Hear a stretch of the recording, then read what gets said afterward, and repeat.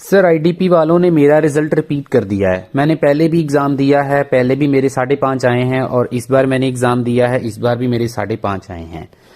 तो दोस्तों ऐसा बहुत सारे स्टूडेंट जो हैं वो ऐसा ही बोलते हैं जब एग्जाम दे के जब उनका रिजल्ट आता है। तो इसी बात का प्रूफ हम चेक करेंगे कि आखिरकार आईडीपी वाले कोई स्कैम कर रहे हैं, आईडीपी वाले कोई गलती कर रहे हैं, जहां गलतियां हमसे हो रही हैं। तो आपके सामने मैं कुछ प्रैक्टिकल करके दिखाने वाला हूं। अभी 7 नंबर क्वेश्चन आपके सामने दिख रहा है। तो एक 5.5 बैंड वाला जो स्टूडेंट है उसका 7 नंबर क्वेश्चन बिल्कुल सही हो जाएगा, 8 नंबर क्वेश्चन बिल्कुल सही हो जाएगा, 9 नंबर क्वेश्चन गलत, 10 नंबर क्वेश्चन सही, 11 नंबर क्वेश्चन गलत और 12 नंबर क्वेश्चन सही और 13 नंबर क्वेश्चन गलत हो जाएगा। ये जो है जिनकी रेंज 6 से ऊपर है, 6 से लेके 9, ठीक है, ये उनके आंसर सही होंगे जो क्रॉस मैंने लगाए हैं अभी, ठीक है जी। और जो मैंने टिक लगाए हैं वो 5.5 बैंड वाले जो स्टूडेंट हैं जिनका 5.5 बैंड स्कोर आएगा एग्जाम में, या हार्डली अगर 6 आ जाएगा, बहुत मुश्किल है, वैसे 5.5 ही आएगा, तो उनके लिए अभी मैं इस चीज का प्रैक्टिकल करके आप सभी लोगों को दिखाने वाला हूं। तो प्लीज वीडियो को स्किप मत कीजिए। और आप देख रहे हैं Satnam sir IELTS, please channel को जरूर सब्सक्राइब कर लीजिए अगर आप चैनल पे नए आए। तो चलिए हम क्वेश्चन को स्टार्ट करते हैं। 1 वर्ड की हमारे पास ब्लैंक्स हैं। पहला क्वेश्चन हम रीड करते हैं। The Medici family made their money from dash. वो पैसा कहां से बनाते थे? अभी आपके सामने मैं क्वेश्चन को उसको रीड आउट करके बताऊंगा। तो देखिए यहां पे लिखा है Medici family became a powerful political family in Italy and later a royal house, but banking was originally the source of all there wealth. तो बहुत क्लियर आंसर है, एक 5.5 बैंड वाले बच्चे को आराम से इसका आंसर मिल जाएगा। तो जो इसका आंसर है वो आपके सामने मैं लिख देता हूं, इसका आंसर आ जाएगा बैंकिंग। नेक्स्ट क्वेश्चन पे हम चलते हैं। जैसे इसने लिखा है at the Palazzo Medici there was a hidden studio which had no dash. तो वहां पे कोई स्टूडियो था और उस स्टूडियो में क्या चीज नहीं थी उस स्टूडियो में। तो उसको आगे हम रीड करते हैं। यहां पे हमें स्टूडियो की लोकेशन मिल गई है। इन 5070 अ सीक्रेट स्टूडियो, यहां पे उसने हिडन स्टूडियो लिखा है, was built inside the Palazzo Medici to house their growing collection. This exhibition room had solid walls without windows to keep the valuable collection safe. तो ये वाला जो stadium था, ये वाला जो स्टूडियो था, उसमें सॉलिड वॉल्स थी। वैसे तो बहुत सारे स्टूडेंट शायद इसका आंसर सॉलिड वॉल ही लिख देंगे क्योंकि क्वेश्चन में भी हमारे पास हैड वर्ड का उसने यूज किया है, ठीक है, लेकिन उसके साथ उसने नो भी लिखा है। तो नो को उसने कैसे रिफ्रेज किया है, उसने लिख दिया है विदाउट। तो इसका मतलब हमारा आंसर जो है वो क्या आएगा, विंडोज। वैसे 5.5 बैंड वाला जो स्टूडेंट जिसके स्कोर कम आ रहे हैं, मे भी हो सकता है उसका आंसर वॉल्स लिख दे, लेकिन इसका आंसर है विंडो। वीडियो को स्किप मत कीजिएगा, मैं एक एक चीज आप लोगों को बता के जाऊंगा कि क्यों हमारा स्कोर नहीं आता है।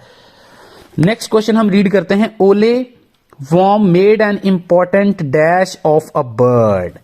मतलब ये जो ओले वॉर्म है इसने कुछ बनाया, an important dash of a bird. 5.5 band वाला जो स्टूडेंट है उसको इसका आंसर नहीं मिलेगा, मैं गारंटी लेता हूं इस बात की। मैं सीधा डायरेक्टली लोकेशन पे ही आ रहा हूं।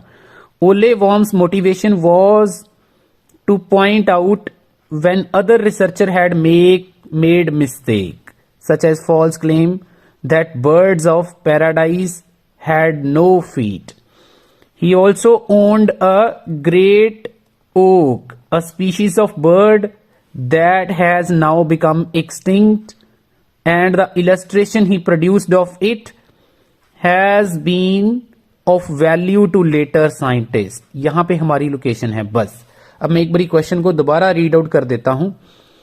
उसने लिखा है Ole Worm made an important dash, made an important dash of a bird. उसने बर्ड का कोई चीज बनाया था। तो बहुत सारे स्टूडेंट, मोर देन 60-70% स्टूडेंट जिनका लेवल 5.5 बैंड का है, वो क्या लिखेंगे इसका आंसर? वो लिखेंगे ही also owned a great auk, a species of bird that has now become extinct. तो जैसे इसने यहां पे बर्ड लिखा है तो वहां पे भी बर्ड लिखा है, तो ये उसने लिखा है और क्वेश्चन में भी हमारे पास जो है उसने एन इंपॉर्टेंट वर्ड यूज किया है, आप ध्यान से इसको नोटिस करिएगा। तो बहुत सारे स्टूडेंट इसका आंसर लिख देंगे ओक। प्लीज आप भी कमेंट सेक्शन में जरूर बताना, साथ साथ में अगर आपने भी इसका, आपको लग रहा था कि इसका आंसर ओक है, लेकिन इसका आंसर ओक नहीं है। इसका आंसर ओक जो है, ओक और बर्ड दोनों सेम मीनिंग है, और इस बर्ड की उसने कोई चीज बनाई थी, वो चीज हमने फाइंड आउट करनी है। तो देखिए उसको उसने कैसे रीफ्रेज किया, कैसे उसने सारा चेंज कर दिया value. Produced a great oak, आगे ये जो कोमा है दिस इज वेरी इंपॉर्टेंट, अभी इसी ओक के बारे में बता रहा है कि ये कोई बर्ड की स्पीशीज है दैट हैज नाउ बिकम, जो अब खत्म हो गई है। अब यहां से हमारा आंसर स्टार्ट हो रहा है, द इलस्ट्रेशन ही प्रोड्यूस्ड, उसने इसकी एग्जाम्पल बनाई थी ऑफ इट, इट मतलब वो जो बर्ड था उसकी एग्जाम्पल बनाई थी, और वो लेटर साइंटिस्ट जो थे उनके लिए वो काफी ज्यादा वैल्यूएबल थी। तो क्या आएगा इसका आंसर, तो क्या आएगा इसका आंसर, इसका आंसर आएगा जी इलस्ट्रेशन, मतलब उसने एक इलस्ट्रेशन बनाई थी। होपफुली आपको समझ में आ गया होगा। नेक्स्ट क्वेश्चन पे चलते हैं। लेडी गेस्ट, ये इसका नाम मैं पूरा रीड आउट नहीं कर रहा हूं, created a collection of dash which she left to the museum, उसने किसी चीज की कलेक्शन बनाई थी जो उसने म्यूजियम में छोड़ दी थी। अब उसने क्या म्यूजियम में छोड़ दिया था वो हमने देखना है। ठीक है जी, तो यहां पे पढ़ते हैं, ये देखिए इसका नाम आ गया यहां पे देखिए, she also travelled widely through the Europe acquiring old and rare pottery which she added to her collection at home in southern England. When Lady Charlotte died in 1895 this collection was given to Victoria Albert museum in London. तो हमारा question क्या था कि उसने कौन सी collection बनाई थी जो म्यूजियम में रखी गई थी। मेरे ख्याल से ये बहुत ज्यादा डिफिकल्ट नहीं है, तो एक 5.5 बैंड वाले स्टूडेंट को भी इसका आंसर बड़े आराम से मिल जाएगा। नेक्स्ट क्वेश्चन पे चलते हैं। देखिए ग्रामर इसमें कैसे हेल्प करेगी, आप मेरी बात ध्यान से सुनना। Joseph Mayer paid for dash that are still given to the public today. तो जोसेफ मेयर जो है वो किसी चीज के लिए पैसे पे करता है, और वो जो चीज है, ये देखिए ये मेरा नाउन है, प्रोनाउन है, और उसके बाद जो उसने वर्ब यूज किया है, वर्ब मेरे को बहुत स्ट्रॉन्ग हिंट दे रहा है। ये जो यहां पे जो भी आंसर आएगा उसको इसने आगे एक रेफरेंस प्रोनाउन से प्रोनाउन कर दिया कि वो जो चीज जिसके लिए ये पैसे पे करता था वो चीज दैट आर जो है वो प्लूरल नाउन है, प्लूरल आपकी वर्ब है, और इसका मतलब क्या है कि यहां पे जो भी वर्ड आएगा उसके साथ मेरे को एस चाहिए, प्लूरल, सिंगुलर नाउन नहीं चाहिए, प्लूरल नाउन मेरे को आंसर चाहिए। ठीक है जी, तो वो अभी भी जो है पब्लिक को दिया जाता है वो चीज।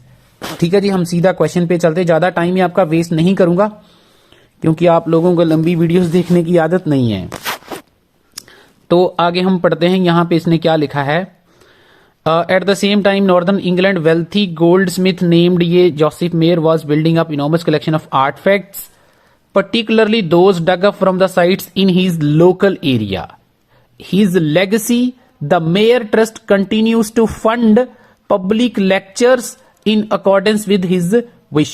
तो मे भी बहुत सारे स्टूडेंट को ये आंसर लग सकता है कि आर्ट फैक्ट्स आंसर आएगा। देखिए उसने लिखा है कि इसने क्या किया था कि इसने बहुत सारे आर्ट फैक्ट्स बनाए थे जो उन्होंने खुदाई करके उसको मिले थे। फिर उसने लिखा उसकी जो लेगेसी थी कंटिन्यू रही, मतलब लेगेसी आपको पता ही है, वो कंटिन्यू रही और फंड उसको मिलता रहा। और किस चीज के लिए फंड मिलता रहा? Fund public lectures. लेक्चर्स हमारा प्लूरल नाउन है, एसोसिएटेड। अब पब्लिक का मतलब है, उसने उधर क्वेश्चन में लिखा था कि वो चीज आज भी लोगों को मिल रही है, और आज को उसने कैसे रिफ्रेज किया है, उसने लिखा है आज की जगह पर कंटिन्यूज, कि वो चीज कंटिन्यू चल रही है, कंटिन्यूज चल रही है। फंड मतलब पैसा पे करना, और किसके लिए पे करते थे? लेक्चर्स के लिए। तो मेरा नहीं ख्याल कि ये एक एवरेज स्टूडेंट को इसका आंसर मिल सकता था, थोड़ी सी इसने वोकैबुलरी जो थे वो रीफ्रेज करी थी। नेक्स्ट क्वेश्चन पे चलते हैं। उसने लिखा है Beatrix Peter did not give away her collection of dash. Did not give away मतलब उसने कोई चीज अभी तक नहीं दी। कौन सी कलेक्शन थी जो उसने नहीं दी? वो चीज हमने फाइंड आउट करनी है। तो ये उसका नाम आ गया राइटर का, बीट्रिक्स पीटर का। ठीक है, ये देखिए 20th century Beatrix Peter had magnificent collection of books, insects and plants. ये देखिए बहुत सारे प्लूरल नाउन, बुक्स भी हैं, इंसेक्ट्स भी हैं, प्लांट्स भी हैं। ठीक है, एंड अदर बोटोनिकल स्पेसिमेंस, ये स्पेसिमेंस भी हैं। तो बहुत सारे स्टूडेंट यहां पे ही कंफ्यूज हो जाएंगे, उनको कोई बोलेगा बुक्स आंसर आएगा, कोई बोलेगा इंसेक्ट्स आएगा। जब भी आपको ऐसा लगे कि बहुत सारे उसने वर्ड्स दिए हैं, इसका मतलब ये होता है कि इनमें से कोई भी नहीं आएगा।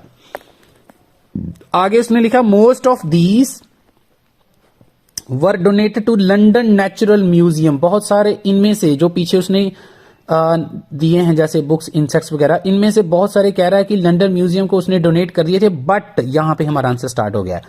उसने क्या रखा अपने पास? Beatrix held on her cabinets of fossils. अब बहुत सारे स्टूडेंट कैबिनेट भी आंसर लग सकता है, लेकिन इसका आंसर फॉसिल आएगा। अब मैं इसका रीजन भी आपको बता देता हूं, क्योंकि उसने कैबिनेट की जगह पर वर्ड यूज किया है कलेक्शन, तो हमारा जो आंसर है वो आएगा फॉसिल्स। प्लीज वीडियो को जरूर लाइक कर दीजिए अगर आपको पढ़ने में मजा आ रहा है और आप लोग भी ऐसी गलतियां करते हो तो काफी कुछ आपको सीखने को मिल सकता है। लास्ट क्वेश्चन की तरफ हम बढ़ते हैं। ये जो रूजवेल्ट था उसको क्या लगता था? Believed collecting helped him deal with dash. इसको ये लगता था कि जो कलेक्टिंग है, ये जो चीजें इकट्ठी करते हैं, ये कौन सी चीज को डील करने में इसकी हेल्प करती थी? कलेक्टिंग। क्वेश्चन को समझना बहुत ज्यादा जरूरी होता है। तो हम सीधा लोकेशन के ऊपर चलते हैं और ध्यान से देखिए यहां पे इसने क्या लिखा है। रूजवेल्ट यहां पे आ गया। इसने क्या किया? इसने कलेक्शन करना शुरू किया, बिगेन किया इसने, and continue to added to it all his life. सारी जिंदगी ऐसे करता रहा। आगे उसने लिखा है the stress associated with being president was easier to cope with, Roosevelt said by taking time out to focus on his collection. बहुत सारे स्टूडेंट इसका आंसर में भी फोकस लगाएंगे, लेकिन इसका आंसर आएगा स्ट्रेस। यहां पे उसने कोप विद और डील विद का मीनिंग सेम होता है। किसी चीज से नियात पाना, किसी चीज से जिन्होंने पंजाबी च आपां कहने नजिठना किसी चीज दे नाल। ठीक है जी। सो ਇਹ ਜਿਹੜਾ ਸੀਗਾ ਸਟ੍ਰੈਸ ਜਿਹੜਾ ਇਹਦੇ ਨਾਲ ਸੰਬੰਧਿਤ ਸੀਗਾ, ਜਿਹੜੀ ਉਹ ਕਲੈਕਸ਼ਨ ਕਰਦਾ ਪਿਆ ਸੀਗਾ, ਉਹ ਸਟ੍ਰੈਸ ਨੂੰ ਕੋਪ ਕਰਨਾ ਜਿਹੜਾ ਸੀਗਾ ਈਜ਼ੀ ਹੋ ਗਿਆ ਸੀ ਉਹਦੇ ਵਾਸਤੇ।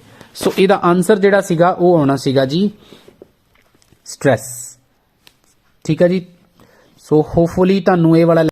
तो जिन स्टूडेंट्स को ऑनलाइन क्लासेस चाहिए वो मेरे साथ कांटेक्ट कर सकते हैं। नंबर आपको स्क्रीन के ऊपर दिख रहा है। बिल्कुल अफोर्डेबल रेट्स के ऊपर आपको क्लासेस मिल जाएंगी। ऐसे ही हम क्लास में भी पढ़ाते हैं। जिन स्टूडेंट्स को डेमो वगैरह चाहिए होता है उनको मैं बताना चाहता हूं कि ऐसे ही हम पढ़ाएंगे। अगर आपको इंटरेस्टेड हैं, आप कोई भी इंटरेस्टेड हैं क्लासेस लेने में, तो आप मेरे साथ कॉन्टेक्ट कर सकते हैं। Thank you so much. मिलते हैं बहुत जल्द नेक्स्ट वीडियो में। चैनल को जरूर सब्सक्राइब कर लीजिए।